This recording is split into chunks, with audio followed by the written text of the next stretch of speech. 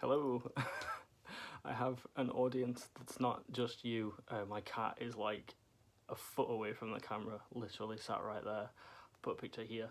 Um, she's looking away right now, so let's get on with it. I just thought I would go over quickly my pickups from this week or last week. I don't even know anymore. I got a couple of them yesterday, so it's like over the next or the last 2 weeks.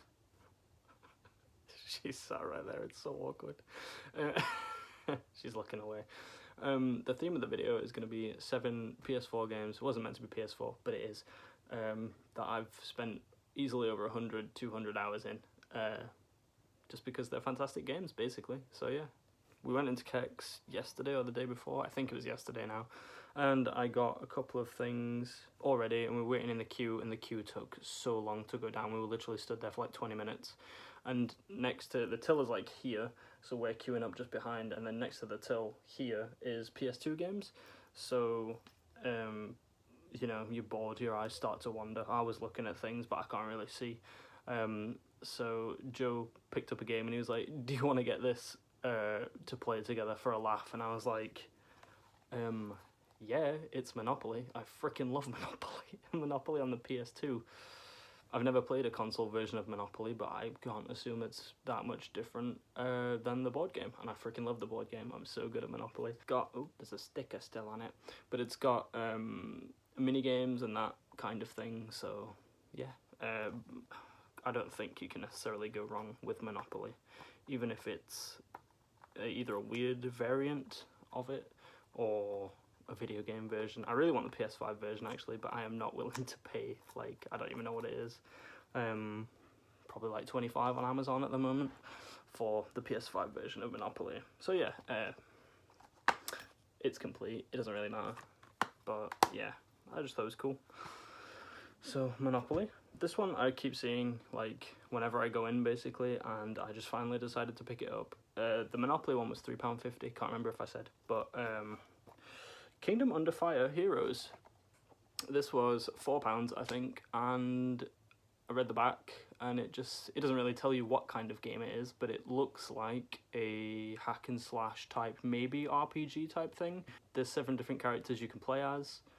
Yeah, I just really liked all the Xbox Live logo sticker, and then there's the reviews, and then also you can't go wrong with an only on Xbox label, because it means it's an exclusive, so that's really cool. I hope you didn't stay up until like 5 a.m. the other night to watch the Tyson versus Paul fight, but me and my partner did.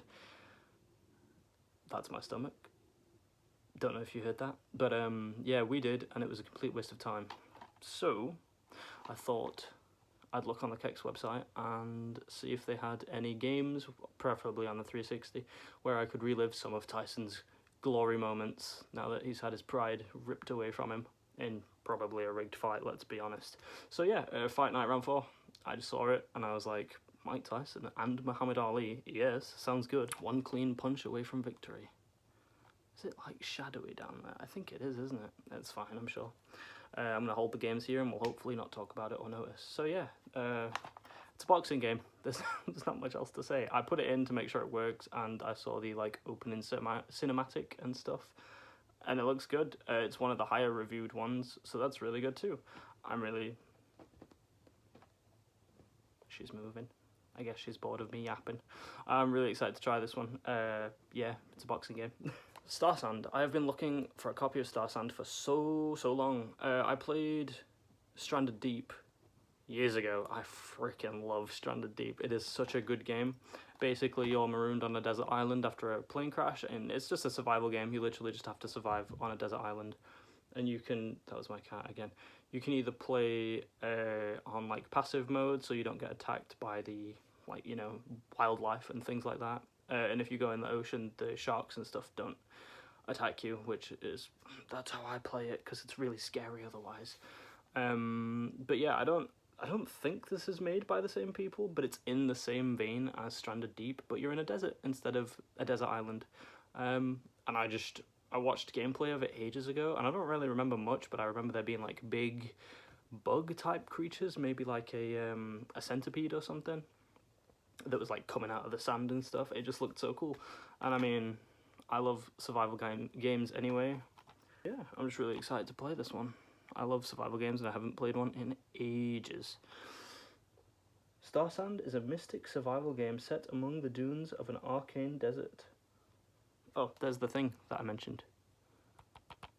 So yeah, I don't know what genre you'd put this in. Like, I know what it is. I guess it's like it's a city building game, but you're on Mars, surviving Mars. Again, I've been like on and off looking at this for so long, and it being a city builder kind of put me off. But and I was like, I like city builders. I could put hours into city builders. So yeah, Mars survival city builder. The case is honestly not that good. But as you can see, like the wrinkles and there's some sticker residue and stuff. I don't know what is on the front. It's like, you can't see it at all. But it's like it has like grazes that I thought were like old sticker residue. But it doesn't feel like it, so I'm going to recase this one. But yeah, whoops. Sustainable colonies, high replay value, and the mysteries of the red planet. Fancy a stroll on Mars? It was a $5. I can't not. I forgot to say, Star Sand was 12, I think. The sweet spot of game buying. Fight Night Round 4 was £3, I think. So that's all of them so far. I really dislike this next game and I regret buying it. I got it from Amazon and it was like £14 or £15, I can't remember.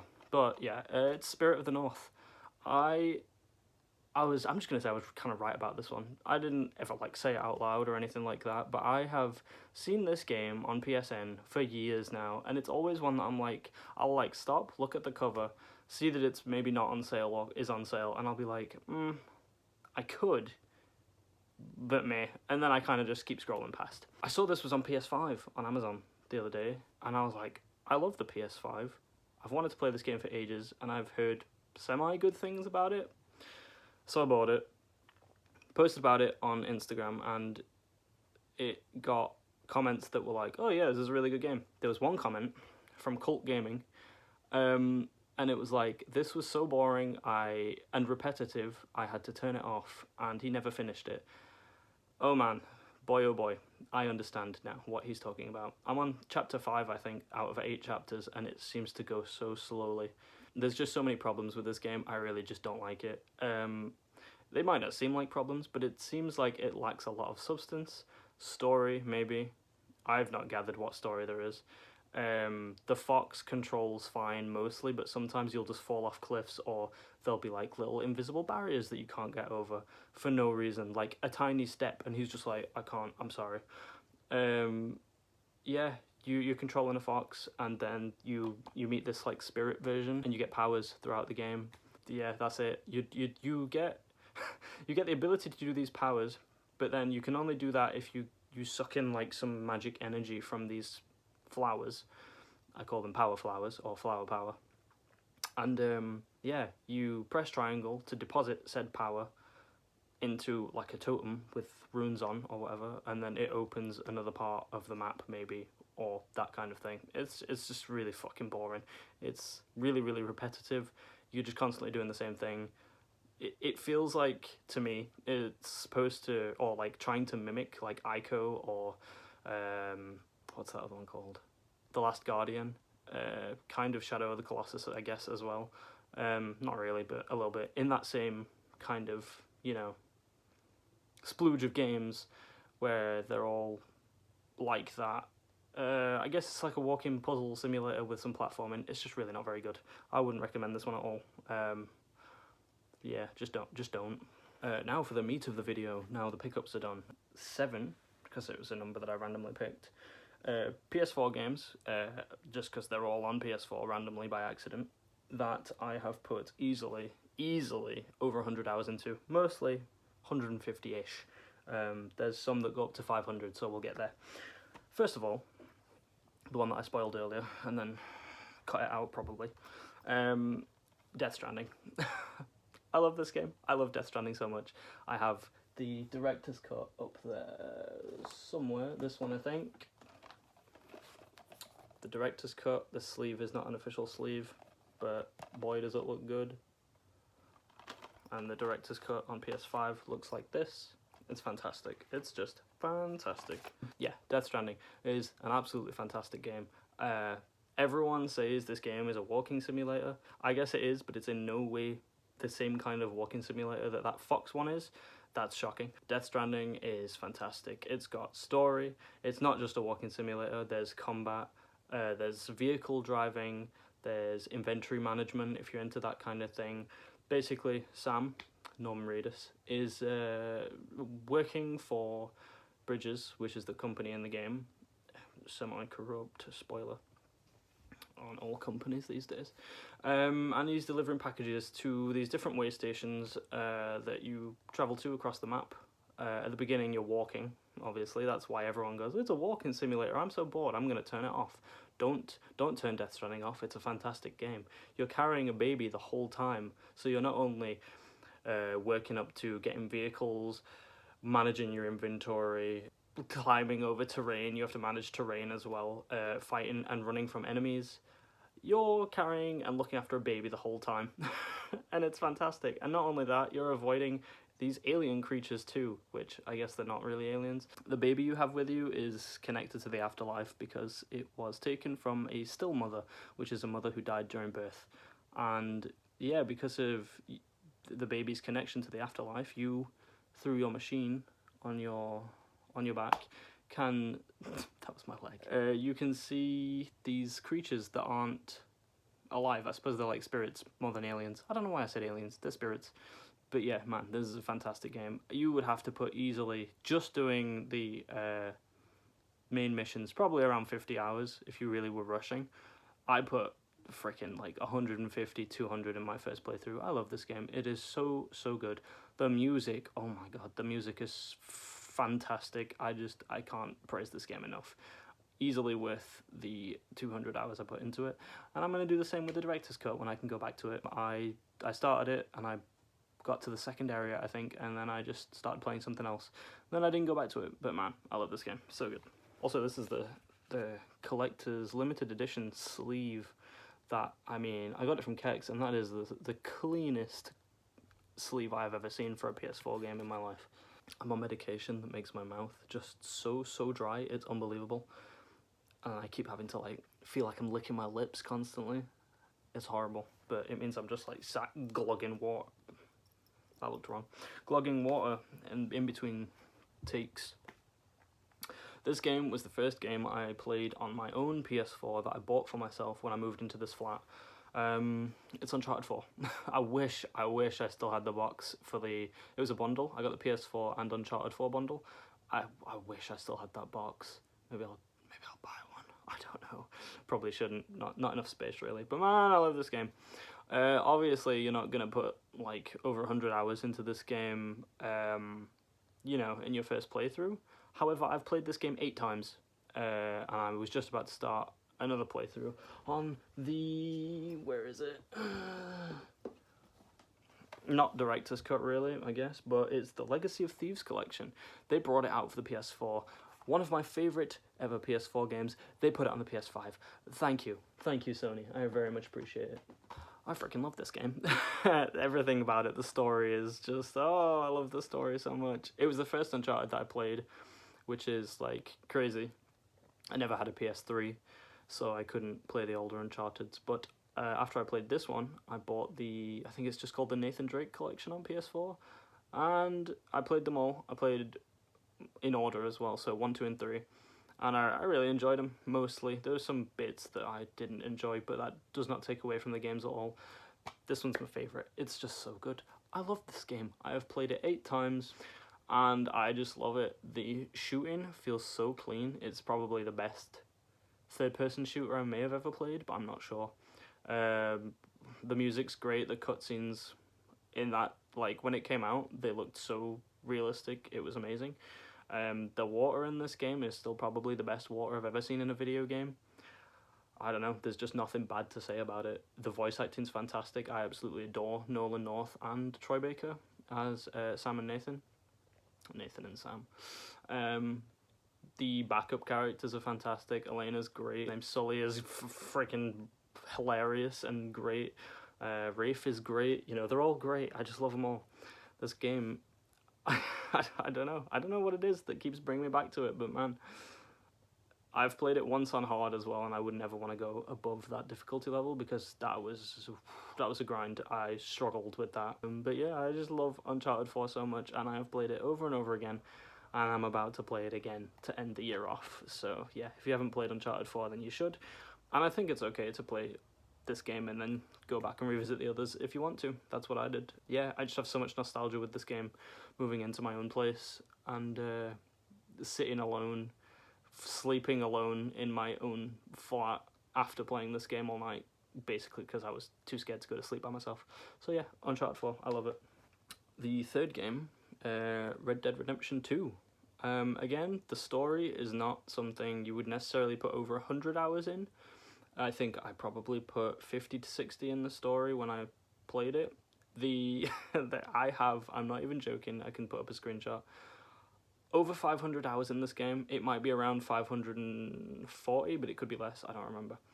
I don't know what it is, just something about playing this online with my boyfriend.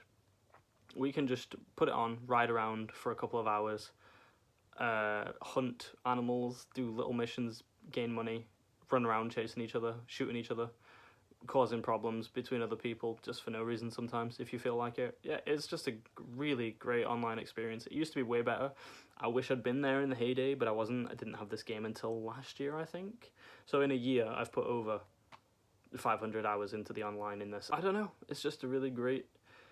It's the best game where you can ride a horse, shoot people, and choose what clothes you wear. I don't know what it is. It's just great.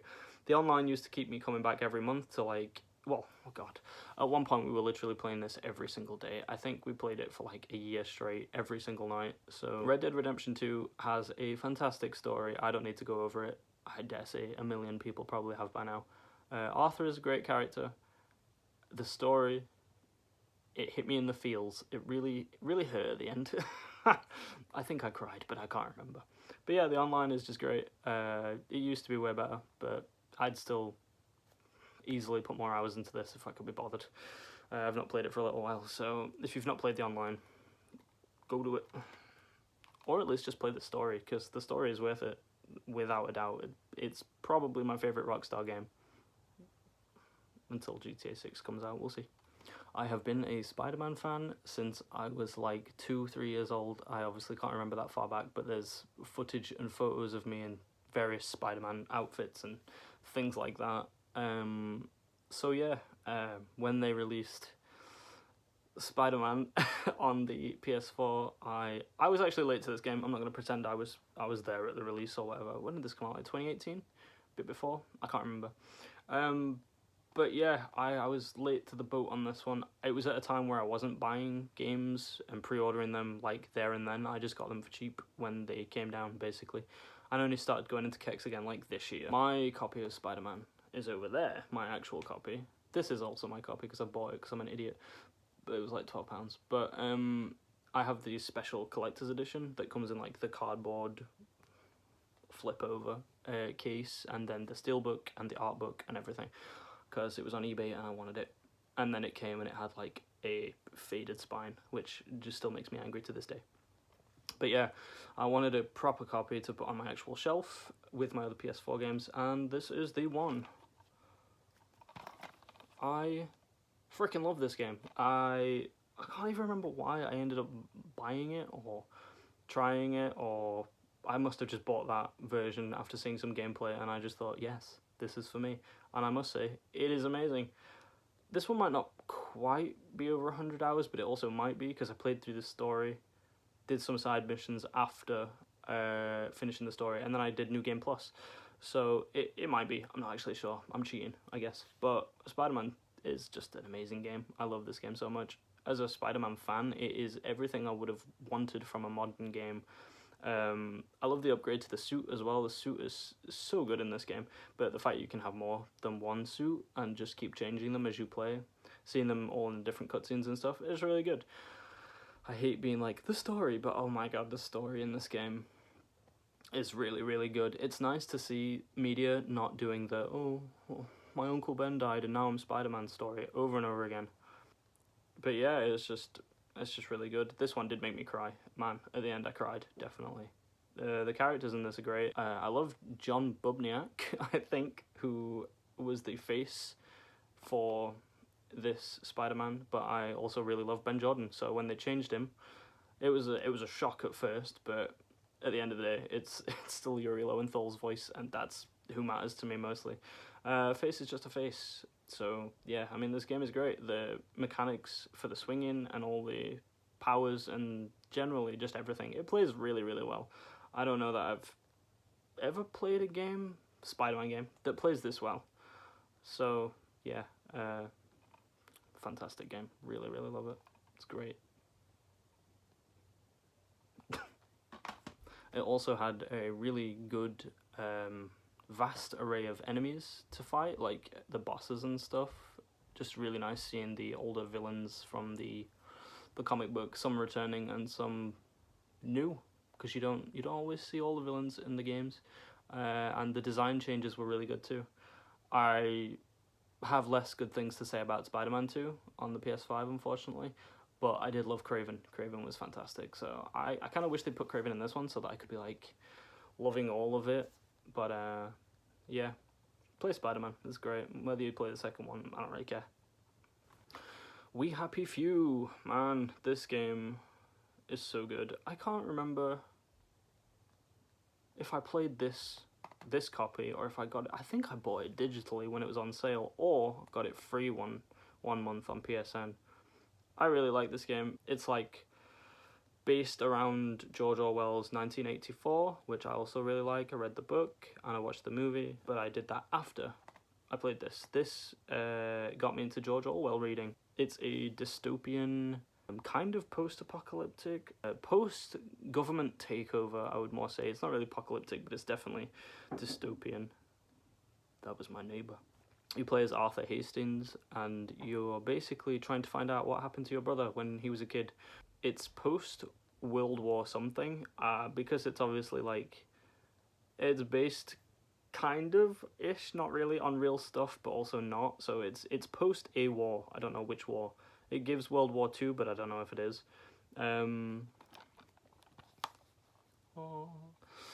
But yeah, basically it's open world, first person, melee based mostly. I can't actually remember at all if you can have guns. I feel like at one point you get like an electric gun, but I don't think it's a real proper gun. You can hit people with an umbrella in this game if you want to. Basically, yeah, the government has taken over, and you should be taking your joy pills, which get you high as...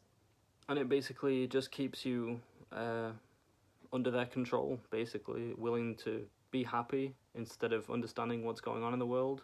That's what makes it dystopian, I guess. And yeah, you should play this game. It's great. If you like kind of longish first-person games that are based around melee. And I mean, look at the design of that. It's amazing. The environments in this are just fantastic. I absolutely love it. The environments in this, the voice acting, the characters, the AI is a little janky sometimes. The level design, it's all really, really good. There's really random different stuff in there sometimes. Like, there's a quiz at one point that, like, it's kind of like your life is at stake. I think it is, actually. You might be able to die during the quiz or a little bit after. There's a parade area where it's like completely covered in rainbows and bright lights and stuff like that. And there's different kinds of joy you can take, which are the pills. So I can't remember what they all do. It's been a long time since I've played it. But if you take joy in certain areas, everything goes like slow-mo and weird because you're basically high, but in the wrong kind of way. Oh, and because you're not on joy, sometimes the music in the game, like if it's coming from an actual stereo or whatever, will be in slow motion. So it shows you that they've altered the music and everything because they had to, because everyone's high. They can't listen to music properly anymore. Just that kind of thing. There's also DLCs with this, which I did play. I can't remember them all. Well, I remember what they are, but I don't remember the names of them. You play as 3 different characters in the DLC. Oh, that's the point. In this game, there's 3 acts in it. You play as Arthur Hastings in the first act, then you play as I think her name's Sally in the second act, and then Ollie in the third act. And in Arthur's act, the first act, it's kind of like a normal first person stealth kind of game with melee. In the second one, you're again looking after a baby, so you have to go out into the world, do your missions and what you have to do, and then make sure you're back in time to feed your kid, basically. And then in the third act, as Ollie, you are playing the game while managing your diabetes, so you have to have your insulin and stuff like that, and if you don't perform as well, that kind of thing. There's just so much variation in this game. It's just worth a play, and it's so easy to put over 100 hours into it as well, because there's just that much to do. There's that many side missions. The world is so big. It's just worth the play. It's worth your time. Play We Happy Few, even though it flopped on release. Very sad. The Outer Worlds. I haven't played this one in a while, but I'm one of those people that if I really enjoy a game and there's enough to do, I will just soak everything out of it that I can, basically. And this game is just full to the brim of things to do. It's a first-person shooter, mostly. Kind of like Borderlands, maybe? It reminds me of Borderlands, but it's so funny. It's kind of Bioshocky as well. So yeah, Borderlands, Bioshock, just that kind of thing. But you're in space, there's aliens, there's bad people. It's, again, a government kind of takeover one. I love governments acting out in games, so I can forget that they do it in real life. It's just really good. It's multiple choice as well. You have to choose who to side with, who to, help, whose city you basically want to steal the power from at one point, who to kill, that kind of stuff. It's just really good, really in-depth, multiple choice first-person shooter. Yeah, I really enjoyed this one, and I would say it's definitely worth a play. The Outer Worlds. I said 7, and it is. I'm going to put 2 in this category because they are both games I have put over 500 hours into, so 1,000 hours between. It's Bloodborne and Dark Souls 3. I absolutely love these games. I played Bloodborne first. I remember getting it before I had my own PS4, so this copy is literally like 9 years old or something. And I played it on my dad's PS4 because we were sharing it that time. I remember doing the first area, and it took me 4 hours to get through the first area, like the first courtyard of the first level, I guess you could call it. And I loved it. I was really scared to play these kind of games back in the day because it was like, oh, it's hard. I'm scared that I won't be able to finish it. Now I just be playing them and not even thinking about it, so it's really good. This one it's based on like Lovecraftian lore. There's like aliens and science monsters, literal aliens, science monsters, werewolves, vampiric stuff, everything you can think of. And you play as a hunter on the night of the hunt, because all of Bloodborne is basically over one night, the night of the hunt. And you're going through these different levels, and it's basically a Dark Souls game, but Lovecraft and blood and werewolves. It's so cool. You get trick weapons, so I think there's like more than 20 weapons in the game, but each weapon has 2 ways it can perform. So where is it? This saw cleaver on the front, you can't really see, but it's a saw cleaver. It's like folded like this, and you can open it up, so you've got the short range and the long range, and it's just a really great game. I love Bloodborne very much. I played this game so many hours with so many friends, different people that I don't even speak to anymore. I used to go on and help other people as well. I would get notifications in the middle of the night being like, please, can you help? In the chat on PSN. Oh my god, when PSN had chats, crazy. And actual like rooms that you could go in and talk to people on. If you like Dark Souls, this is just an easy pickup. It's the same thing, but it's reskinned. But it doesn't play like a reskinned game. It plays like its own game. So yeah, Bloodborne. Dark Souls 3, I put them together, and I'm still going to talk about them slightly separately. It's the same. It's the same as Bloodborne. It came out a year after, and it's a Renaissance type. I call it Renaissance. Does anyone else call it Renaissance? I don't know. It's set with knights and castles and dragons. Think Game of Thrones, but better. It's got really great lore. The bosses in this are fantastic. I remember finishing it by myself for the first time, and man, what a game. What an incredible game. There's the back. Not that it matters. It's Dark Souls, but it's the third one, which is better than the second one, because the second one's terrible. Don't play the second one. Play this third one. It's great. I actually bought it because I was watching Pyrocynical play it with his friends, and I just thought it looked so much fun to play with friends. That's why I actually bought it. I played Bloodborne alone and then played this with friends. Then ended up playing Bloodborne with a load of friends too, just because the gameplay online is so good. It's an easy pickup if you're into Souls likes. It's a Dark Souls game. just play it. Dark Souls is great. But yeah, that's my 7 games that I have so easily mostly put 100 hours into or more. Definitely more with most of them. But yeah, and then those are my pickups. I'll let you know how some of them are when I've played them. This one's awful. I'm gonna trade it in. I really don't care anymore. I don't want to play it anymore, but I'm still gonna finish it because it'll be torture if I don't. And then it's another game to add to the list of games I've finished this year anyway. So yeah. Thank you for watching. Leave a like and a comment if you really want to. Subscribe. That would be nice. I'd appreciate it. Let me know what you want me to do in the future, because I kind of had trouble coming up with something to do that's not a pickups video. Then I thought of this. I was just going to talk about my favourite PS4 games, which I guess I did. These are them, just with some few added ones. Yeah, have a great week until Sunday when I upload another video. Goodbye.